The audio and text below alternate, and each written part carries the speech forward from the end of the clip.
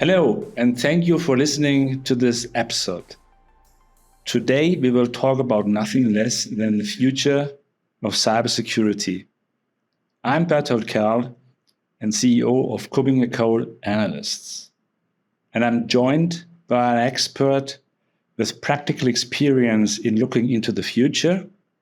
And I'd like to introduce you to Jonathan Blanchard-Smith. Jonathan is a director and fellow of SAMI Consulting, which is one of the leading firms whose expertise it is to research the future and to help organizations with Foresight consulting. Welcome, Jonathan. I'm really happy to have you with us today. Bertolt, I'm pleased to be here. Thank you. Now, looking into the future, Jonathan, help us to understand, how are you doing this? Do you look into the crystal ball? Foresight Consulting is explicitly not looking into the crystal ball. So there are a number of tools within the discipline that one uses to look forward into the future. And particularly the one that people will know about is scenario planning, where you construct a range of scenarios around uncertainties and use those scenarios to develop visions of the future. So now we want to understand obviously the future of cybersecurity. And I think before we can really dig into that topic, it is necessary to understand the background, society, economy, technology, etc. So how are we approaching this? So the basic principle is that by imagining a single future, we are almost automatically setting ourselves up to be wrong, because there will be no single future. There will be a future composed of a range of influences and elements. And by constructing scenarios for different opposing potential futures, we develop a range of potential futures that give us the opportunity to develop a much more robust view of what's going to happen. Obviously, everything exists within the world we live in, whether that's cybersecurity or the development of food or the development of technology or the development of politics or people or whatever, exists within a culture. So the first most important thing to do with your scenarios is to understand what those worlds look like. And those worlds can be different depending where you are in the world. So future worlds in Europe can be very different than future worlds in Southeast Asia or Africa, for instance. Now, for this exercise, you have been using the so-called SAFIRE scenarios. Yeah, that's right. So how many worlds do they include, and what are they?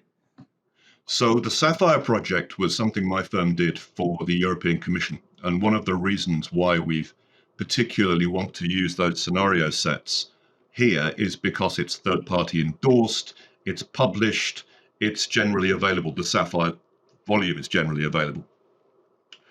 In order to do the SAFIRE scenarios, we produced 4 global scenarios and then 4 scenarios for 10 regions in the world. So there are 44 highly developed scenarios.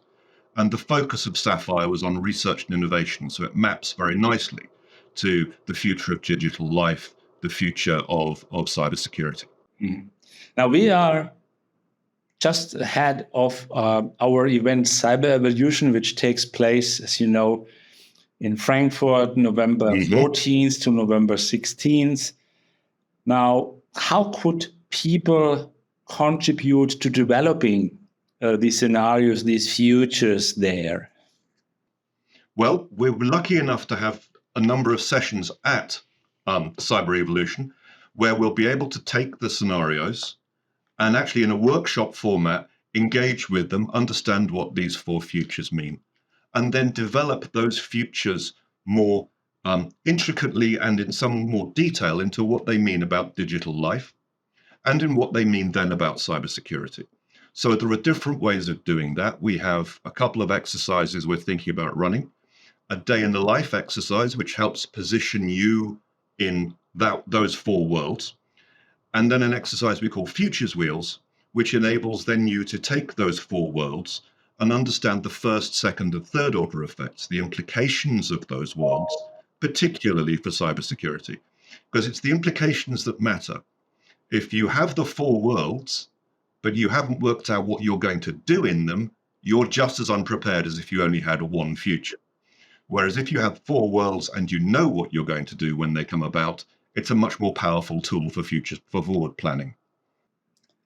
If I'm going to attend these workshops, what can I expect to take home afterwards? You can expect to take home some really serious thinking about what the future of digital life, cybersecurity, and the world in general looks like in 5 and 10 years' time, and what the implications of those potential futures are. So they are four distinct different futures, but they will have amongst them various shared elements. And no matter what happens, if you prepare for the implications of those shared elements, you'll be a lot more prepared than those people who are just assuming that the future will be a nice, clean, straight line. Well, that sounds really promising. Now, everyone out there, if you're interested to better understand the possibilities the future will bring and what it means for cybersecurity and your organization and ultimately yourself, please join Jonathan at Cyberevolution and attend the workshops on Tuesday morning, November 14th. We look forward to seeing you there. Yeah. Thank you all for watching this video. See you at Cyberevolution. See you there.